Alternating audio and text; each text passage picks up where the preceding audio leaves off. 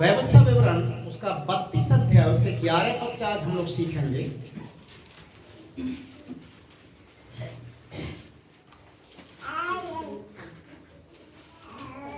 जैसे उकाब अपने घोंसले को हिला हिलाकर अपने बच्चों के ऊपर मंडलाता, वैसे ही उसने अपने पंख फैलाकर उसको अपने कोलों को उठा लिया। ओके, यहाँ पर क्या लिखा हुआ है? जिस प्रकार से उकाब, कितने लोग जानते हो उकाब के विषय में? कभी देखा है? उकाब ने देखा है। ओके, देखा है। उकाब कहाँ आपने देखा होगा? उड़ते हुए या जमीन पर बैठे हुए? उड़ते हुए, क्योंकि अक्सर बहुत कम चांस होता है कि उकाब जमीन के ऊपर दिखाई दे, बहुत कम। और उकाब हमेशा ऊंचाइयों पर उड़ता है। आज मैं कुछ बातें आपके बीच में रखूंगा। यहां पर लिखा है कि जैसे उकाब घोंसले को हिला हिलाकर क्या करता है? अपने बच्चों को ऊपर हाँ, घोंसले को हिलाता है और बच्चों के ऊपर मंडलाता है और बच्चों को उड़ना सिखाता है। क्या करता है? उड़ना सिखाता है। ये उकाब पक्षी का एक बहुत अच्छा और प्यारा एक उदाहरण है। मैं आपको थोड़ा सा इसके विषय में बताऊंगा, उसके बाद हम वचन की ओर जाएंगे। उकाब पक्षी हमेशा जब घोंसला तैयार करता है और उस घोंसले के अंदर जब अंडे रखता है और बच्चे जब उसमें से निकलते हैं, उकाब का एक टाइम पीरियड होता है। वो तब तक अपने बच्चों को घोंसले में खाना देगा। सारे पक्षी देते हैं, माता पिता भी कहीं ना कहीं से कमा के बच्चों को खिलाते हैं। ये कब तक होता है? जब तक वो उड़ना नहीं और बच्चे अपने पैरों पे खड़े रहें। ओके, अब आप लोग इसको देखेंगे तो आपको समझ में आएगा कितने बच्चे बड़े होने के बाद भी एक इच्छा रखते हैं, अभी भी माता पिता कमाए और हम बैठकर रोटी तोड़े और खाट को भी तोड़े। बहुत सारे घरों के अंदर है। बच्चे जवान होने के बाद भी माता पिता का सहारा नहीं बनते, बल्कि एक बोझ बने रहते हैं। Hallelujah, hallelujah. आज हम यहाँ उकाब के जीवन से कुछ बातों को देख रहे हैं। उकाब पक्षी क्या करता है? जब उसके बच्चों का जब टाइम पूरा हो जाता है, उनको खिला खिला कर वो तंदुरुस्त कर देता है और उसके बाद देखता है कि ये तो घोंसले को छोड़ने के लिए तैयार नहीं है। उकाब पक्षी आता है तो ये बच्चे क्या करते हैं? मुंह खोलकर ची ची ची ची ची करने शुरू करते हैं। उकाब को समझ में आ जाता है ये फिर मांगने वाले, फिर मांगने वाले। वो कभी कभी तरस खा जाता है, ठीक है लाकर दे दिया। फिर जब उकाब पक्षी आएगा, फिर उनके ऊपर आकर मंडलाएगा, फिर देखते हो फिर मुंह खोलकर आवाज निकालते हैं और आखिरकार उकाब को समझ में आ जाता है कि अब इनको खाना देने से कोई फायदा नहीं है। वो आता है, घोंसले के पास बैठता है और घोंसले के एक एक तिनके को निकाल कर गिराना शुरू करता है। Hallelujah, hallelujah. एक एक तिनके को निकाल कर घोंसले को तोड़ना शुरू करता है और किसी किसी बच्चे को वो पकड़कर ऊपर ऊंचाई पर लेकर जाता और छोड़ देता है। ये बच्चा क्या करता है? जब उसको छोड़ दिया गया तो हाथ पैरों को तो हिलाएगा, पंख तो फैलाएगा, कुछ तो करेगा। और ये उकाब पक्षी लगातार उसके ऊपर नीचे वो मंडलाएगा और जैसे ही वो बच्चा नीचे की ओर जाएगा गिरने के लिए, वो अपने पंखों पे ले ये रॉकेट की तरह आएगा ऊपर से और ऐसे अपने पंखों पर बैठाकर फिर ऊंचे पर ले जाएगा। Hallelujah, hallelujah. फिर ऊंचे पर ले जाकर फिर छोड़ देगा और फिर उसके नीचे से हट जाएगा। ये बच्चा फिर पंखों को फैलाएगा, आवाज निकालेगा, डरेगा, नीचे की ओर आएगा, फिर उकाब पक्षी फिर नीचे आकर इसे पंखों पर बैठाएगा, फिर ऊंचाई पर ले जाएगा। और ये लगातार कई बार प्रक्रिया चलती है, कई बार, और आखिरकार इस बच्चे के पंखों में क्या हो जाता है? Hallelujah, hallelujah. और ये पक्षी का जो बच्चा है, आप उड़ना शुरू कर दिया, पिता का काम खत्म, अब वो इंडिपेंडेंट हो गया, वो स्वतंत्र है, अपने मर्जी से उड़ सकता है। और कई बार क्या होता है, पूरे घोंसले को तोड़ता है। बच्चे कोई कोई इतने समझदार होते हैं कि वो घोंसले से बाहर निकलना ही नहीं चाहते, और उस समय ये पक्षी क्या करता है, जो एगल है, ये क्या करता है, उकाब पक्षी सारे घोंसले को तोड़ देता है। और जब घोंसला ही नहीं रहेगा तो बच्चा कहां टिकेगा, है ना? और तब वो गिरता है। फिर भी उसके साथ यही प्रक्रिया होती है कि उसे पंखों के ऊपर बैठाएगा, ऊंचे पर लेकर जाएगा, फिर छोड़ेगा, फिर ऊंचे पर उठाएगा, फिर छोड़ेगा, और धीरे धीरे करते करते 2 बार, 3 बार, 4 बार, 10 बार इस तरीके से एक्सरसाइज होता है, और आखिरकार वो बच्चा क्या होता है? Hallelujah, hallelujah. परमेश्वर का वचन भी हमें एक बात को सिखाता है, परमेश्वर भी आपको और मुझे उड़ना सिखाता है। हालेलुया, स्वतंत्र होना सिखाता है।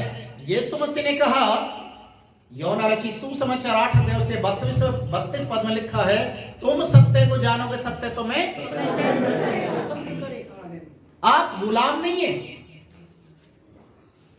आपको अधीनता में रहने की जरूरत नहीं है कि आप जो दुष्ट शैतान बोलेगा, जो मूर्ति पूजा, जो पुरखाओं के जो श्राप चलते हुए आ रहे, आपको उनके अधीनता में रहने की जरूरत नहीं है। आपने सच्चाई को जान लिया, आप स्वतंत्र हो चुके हैं। अपने विश्वास के साथ आप क्लेम करना शुरू करें। Hallelujah, hallelujah. आप क्लेम करना शुरू करें, और जब आप क्लेम करना शुरू कर देंगे तो आप जो बोल रहे हैं, यकीन कर लीजिए, विश्वास कर लीजिए कि आपके साथ वही होगा जो आप बोल रहे हैं, तो वही हो जाएगा। Hallelujah, hallelujah.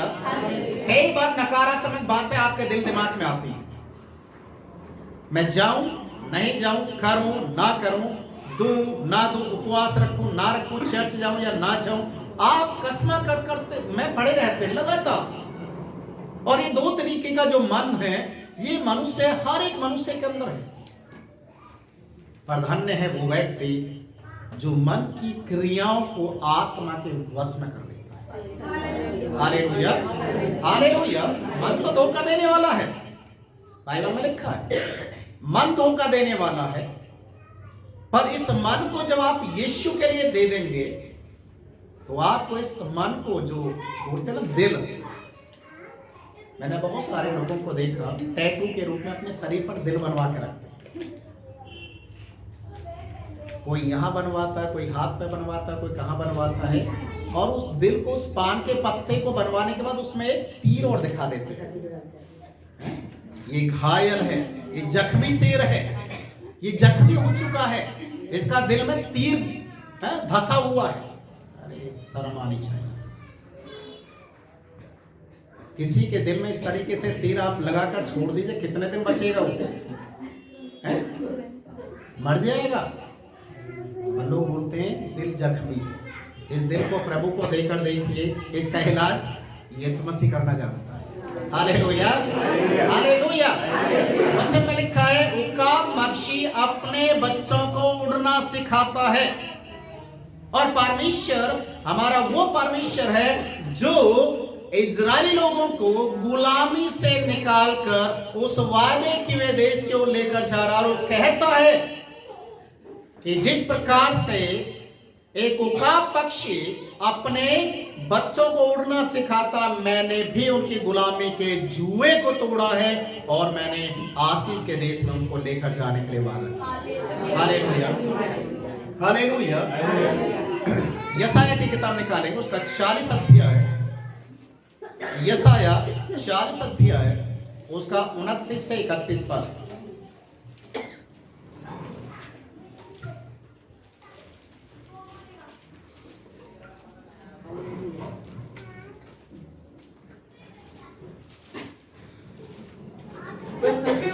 बल देता है। वो थके हुओं को बल देता है। याद रखिए, आज हम परमेश्वर के वचन से सुन रहे हैं कि वो उड़ना सिखाता है। उड़ना सिखाने का मतलब आपको हर परिस्थिति में वो क्या करता है? बलवंत करता है, आपको इंडिपेंडेंट बनाता है, आपको इस योग्य बनाता है कि आप किसी भी चीज के मोहताज नहीं रहे, बल्कि आप परमेश्वर के अनुग्रह में ताकत पाएं, बलवान हो जाएं। हालेलुया। वो थके हुओं को क्या करता है? बल देता है। शक्तिहीनों को बहुत सामर्थ देता है। ओ, जो शक्तिहीन है, जिनके पास ताकत नहीं है, कमजोरी ज्यादा है, उनको क्या करता है? वो हालेलुया, उन्हें ताकतवर बनाता है। और तरुण तो थकते और श्रमित हो जाते हैं और जवान ठोकर खाकर गिरते हैं, परंतु जो यहोवा की बाट जोते हैं वे नया बल प्राप्त करते जाएंगे। वे उकाबों के समान उड़ेंगे, वे दौड़ेंगे और श्रमित ना होंगे, चलेंगे और थकित ना होंगे। Hallelujah, hallelujah. यहाँ पर भी उसी उकाब पक्षी का एक फिर से उदाहरण आ गया। वो उकाब की नई नई ताकत, नई एनर्जी को परमेश्वर उन लोगों के बीच में देगा। हालेलुया।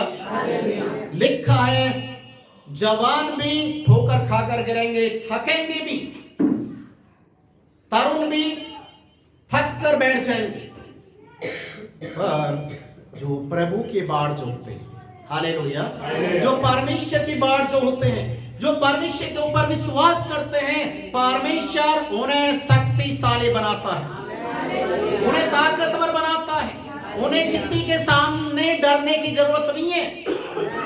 पर आज भी कई बार विश्वासी लोग, अगर आपके सामने कोई ऐसा शख्स आ जाए जिसमें भूत प्रेत आ जाए, वो खेलने लग जाए, लोग डर जाते हैं, साइडों में होने लग जाते हैं। क्यों? तो इसका मतलब आप शक्तिहीन है भाई, आपको ताकत नहीं है। कभी कभी देखा यह जाता है कि ऐसे सीन को देखकर कितने लोगों के अंदर डर बन जाता है, कहीं मेरे पास ना जाए, बाइबल को लेकर छुपका लेते, मेरे पास ना जाए बाइबल, मेरे पास शैतान ना रहे। बाइबल को सीने से लगाने से शैतान नहीं आएगा। हालेलुया। सिराने, बिस्तर के सिराने बाइबल को रखने से, सोने से क्या शैतान नहीं आएगा? आप इस चीज से आप निर्बुद्धि ना बने रहें। शैतान को बाइबल का बहुत अच्छा ज्ञान है। हालेलुया। उसे बहुत अच्छा ज्ञान है। वो आपको वचन से ही आपको भ्रम में डाल देगा। यीशु मसीह के समय किया था, ये भी लिखा है, ये भी लिखा है, ये भी लिखा। उसे कैसे पता चला कहाँ क्या लिखा है? हालेलुया। उसको सब मालूम है, पर वो अंगीकार नहीं करता। यीशु मसीह के लहू पर विश्वास नहीं करता। यही कमी है, इसलिए उसे शैतान बोला गया है। और यदि आप में से कोई यीशु मसीह पर विश्वास नहीं करता, यीशु के लहू पर अंगीकार नहीं करता, तो आप भी किसके वंश से हैं? हालेलुया। शैतान का एक दूसरा रूप भी है, वो धोखा देने वाला है। और अगर आज इंसान अगर किसी को धोखा दे रहा है, तो वो भी किसका है? हालेलुया। प्रभु का वचन कहता है, प्रभु एक नई ताकत, नई ताकत। और वचन में लिखा है, वो हमें ताकतवर ही नहीं बनाता, बल्कि वो हमें इतना ज्यादा मजबूत करता है कि हम शैतान की युक्तियों के सामने खड़े हो सकें। हालेलुया। इफिसियों की किताब उसके 6 अध्याय के उसके 10वें पद में लिखा है, इफिसियों 6 उसका 10 पद,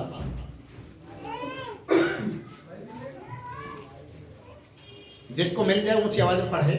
इसलिए प्रभु में और उसकी शक्ति, इसलिए प्रभु में और उसकी शक्ति के प्रभाव में बलवंत हो जा। किसके प्रभाव में बलवंत होना है? किसके? जिम में जाने से आप बलवान हो सकते हैं? आप ढेर सारा खाना खाने से आप बलवान हो जाओगे? बलवान होना, देखिए 2 तरीके के बलवान के विषय में है। एक लोगों को दिखाने के लिए बॉडी बिल्डर बन जाते हैं ना, जिम जा जाके खा खा के जब चलते तो ऐसे चलते लोग, अरे वाह जिम में जाता होगा, बड़ा स्मार्ट है, डोले सोले बने हुए, सिक्स पैक निकले हुए ना।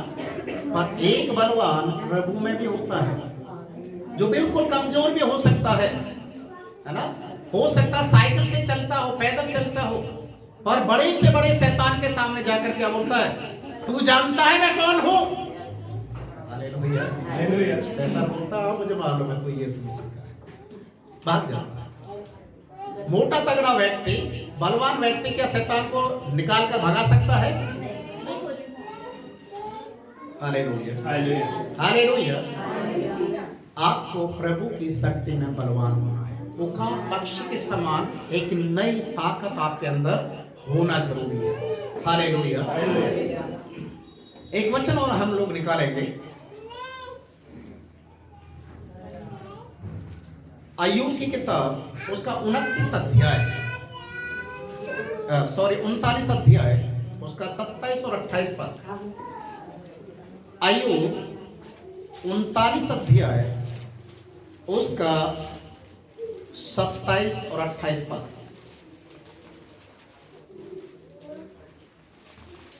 क्या उकाब तेरी आज्ञा से ऊपर चढ़ जाता है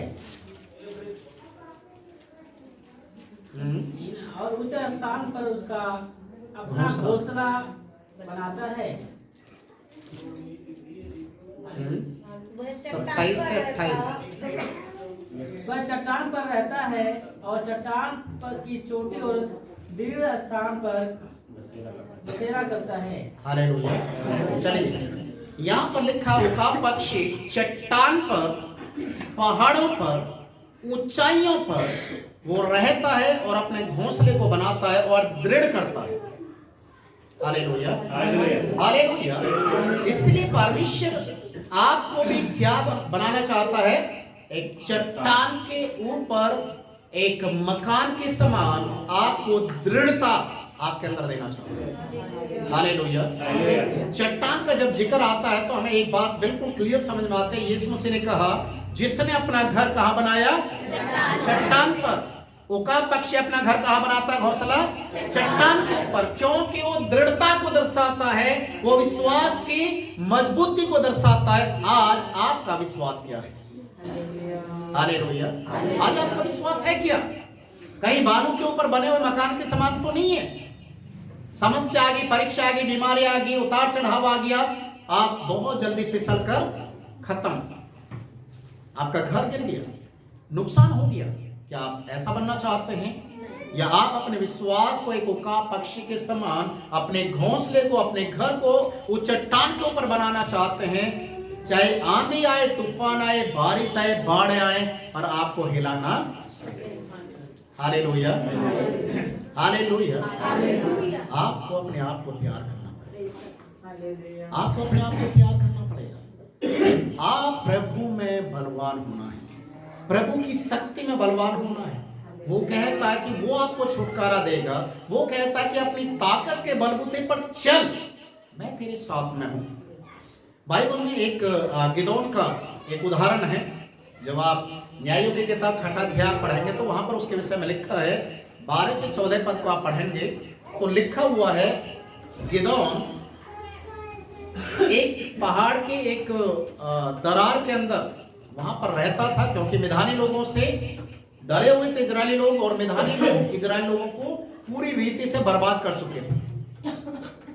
गिदोन वहां पर थोड़ा सा गेहूं को झाड़ रहा था और अचानक परमेश्वर का दूत आता है और उससे बातचीत करता है। तो कहता, मैं तो सबसे गरीब, छोटे से एक वंश का एक व्यक्ति हूं, मेरे पास ना ताकत ना कुछ है। और परमेश्वर क्या कहता है, जो तेरे पास ताकत है उसी ताकत के बदौलत मैं तुझे इस्तेमाल करूंगा और मिधानी लोगों से इजरायली लोगों का छुटकारा करूंगा। हालेलुया। हालेलुया। गिदोन को समझ में नहीं आ रहा। वो कह रहा कि मैं तो बिल्कुल निहत्ता हूं, गरीब परिवार से हूं, मेरे पास ना ज्ञान है, ना ताकत है, ना कुछ है, ना मैं अस्त्र शस्त्र चलाना जानता हूं, फिर परमेश्वर तू मेरे द्वारा इस्राएली लोगों को कैसे छुटकारा देगा? परमेश्वर कहता है कि मैं तुझे भेजता हूं, मैं तुझे भेजता हूं, तू चल, मैं तेरे साथ में रहूंगा और मैं तुझे विजय दिलाऊंगा। Hallelujah, hallelujah.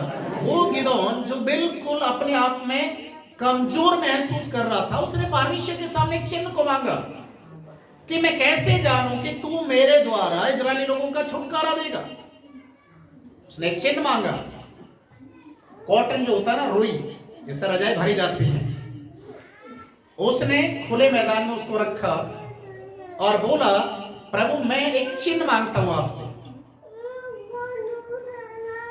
पूरी जमीन के ऊपर ओस गिरे पर इस कॉटन के ऊपर ओस नहीं गिरनी चाहिए, तब मैं जानूंगा कि तू मुझे भेज रहा है। Hallelujah, hallelujah. और सुबह के समय देखा सारी घास पूरी ओस से भरी हुई थी, पर वो जो कॉटन है उस पर एक बूंद भी नहीं था। उसको यकीन हो गया कि प्रभु ने बातचीत किया है, प्रभु मेरे द्वारा कुछ काम करने के लिए जा रहा है। फिर उसने ढीठता के साथ फिर से बोला, प्रभु एक बार और मैं आपको चेक करना चाहता हूं कि आप मुझे भेज रहे हैं। अब इस बार पूरे जंगल में कहीं भी ओस नहीं गिरनी चाहिए, इस कॉटन के ऊपर गिरनी चाहिए। कितना समझदार है ना, है ना? परमेश्वर ने उसके उस प्रार्थना को भी सुन लिया। पूरे जंगल में कहीं भी ओस एक बूंद नहीं गिरी और सारी ओस कॉटन के ऊपर गिरी। अभी गिदोन को यकीन हो गया, यकीन हो गया कि प्रभु मेरे द्वारा एक बड़ी विजय को दिलाने के लिए जा रहा है। अजीजों, आपकी कमजोरी आपके लिए ताकत बन जाएगी जब आप यीशु को देखें। हालेलुया, जब आप यीशु की ओर देखें। यूहन्ना और पतरस को लोगों ने जब देखा, एक ही बात को बोला, हम इनको जानते हैं, ये साधारण व्यक्ति हैं, ये गलीली हैं, अनपढ़ हैं, मछुआरे हैं, इनके पास इतनी ताकत कहां से आ गई कि ये एक जन्म से लंगड़े व्यक्ति को उठाकर खड़ा कर सकते। Hallelujah, hallelujah. उनके पास ये ताकत कहां से आई? लोगों ने पहचान लिया, ये यीशु के साथ रहते थे। हालेलुया, ये यीशु के साथ रहते थे, इसलिए ये ताकत यीशु की ओर से मिली। Hallelujah, hallelujah. प्रभु ने कहा था, जब तक तुम सामर्थ ना पाओ यरूशलेम को मत छोड़ना। इंतजार किया, इंतजार किया, लगातार प्रार्थना करते गए, लगातार प्रार्थना करते गए और 10 दिन तक एक कमरे के अंदर बैठकर वो प्रार्थना में रहे। नीचे वाले आसपास के लोगों को पता नहीं था कि इस कमरे के अंदर 120 लोग प्रार्थना कर रहे हैं। Hallelujah, hallelujah. और जिस दिन 10वें दिन पवित्र आत्मा जब उतरा, पूरे यरूशलेम के अंदर शोर शराबा हो गया कि इस घर के ऊपरी कोठरी में कुछ आवाज आ रही है जो हमारी अपनी मातृभाषा में बोल रहे कि यीशु ही जिंदा है। Hallelujah, hallelujah. इसलिए तो पतरस और यूहन्ना कहते हैं, सोना चांदी हमारे पास नहीं है, हमारे पास क्या है? क्या है? यीशु का नाम है। हालेलुया। जब यीशु के नाम से बोला तो लंगड़ा भी उठकर, ये ताकत प्रभु आपको नई ताकत देता है। मैं उकाब पक्षी के विषय में 2-3 बातें और बताना चाहूंगा। उकाब सबसे पहले ऊंचाइयों पर उड़ता है, ऊंचाइयों पर, और इतनी ऊंचाई पर होने के बाद उसकी जो आंखें हैं, उसकी जो दृष्टि है, वो जमीन पर है। हालेलुया। इतनी ऊंचाई पर रहने के बाद भी उसकी दृष्टि कहां रहती है? जमीन के ऊपर। जहां उसको भोजन मिलेगा वो सीधा रॉकेट की तरह आएगा और अपना भोजन उठाएगा और चला जाएगा। लक्ष्य को टारगेट बना के रखना है। पर अक्सर क्या होता मालूम है? देखिए, उकाब के अंदर वो अपने टारगेट को जानता है, उसका लक्ष्य होता है, उसी पर वार करता है। पर हम कई बार विश्वासी लोग अपने लक्ष्य से भटक जाते हैं। पौलुस ने एक बात को कहा, मैं अपने लक्ष्य को जानता हूं, उस निशाने की ओर दौड़े चले जाता हूं, क्योंकि वो उसको मालूम है जैसे उकाब इतनी ऊंचाई पर रहने के बाद भी अपने निशाने को वो टारगेट बनाता है, मुझे भी यीशु को अपना टारगेट बनाना, मुझे वहां तक पहुंचना है। और आज मसीह लोग, चर्च में आने वाले लोग यीशु मसीह को टारगेट नहीं बनाते। वो टारगेट किसको बनाते हैं? ये बीमारी ठीक हो जाए, ये समस्या चली जाए, ये कर्जा निकल जाए, ये फलाना ऐसा हो जाए, टोना जादू टोना खत्म हो जाए, मेरे पड़ोसी लोगों का मुंह बंद हो जाए, मेरे बच्चों के ससुराल में सब कुछ सही हो जाए। इस तरीके से टारगेट बना हुआ है। और जैसे ये सही हो गया तो शांत हो जाते हैं, सही नहीं हुआ हमारी कहां परमेश्वर सुनता है? सुना ही नहीं आज तक, अब कहां से सुनेगा? और फिर हम एलिगेशन लगाना शुरू कर देते हैं। आपके टारगेट को, अपने टारगेट को आप फोकस करें। और दूसरी बात, उकाब पक्षी को जब महसूस होता है कि मुझे उड़ने में दिक्कत हो रही है, भारीपन उसके शरीर में है, तो उकाब पक्षी एक काम और करता है, अपने उन भारी पंखों को निकालता है। देखा कभी? हर एक पक्षी अपने उन पंखों को जो टेढ़े हो जाते हैं या ज्यादा भारीपन होता है, अपनी चूंच से उनको निकालकर फेंक देता है। क्यों? ताकि नए आ जाए, और नए आएंगे तो नई ताकत आएगी, नए आएंगे तो नई उड़ान आएगी, नए आएगा तो ऊंचाई पर हो जा सकता। प्रिय भाई और बहनों, जब आपको लगता है भारीपन है, जब आपको लगता है मैं इस बोझ को लेकर कैसे चलूं, उस समय यीशु को याद करना, हे परिश्रम करने वाले लोगों मेरे पास आओ, मैं तुम्हें हालेलुया। वो आपके भारीपन को निकालेगा और आपके अंदर में एक नई ताकत देगा कि आप भी उकाब पक्षी के समान उड़ेंगे और नए जानवरों के समान आप उछलेंगे, कूदेंगे और फांदेंगे। प्रभु आपको उसी योग्य बनाएगा, एक नई एनर्जी आपके अंदर में देगा।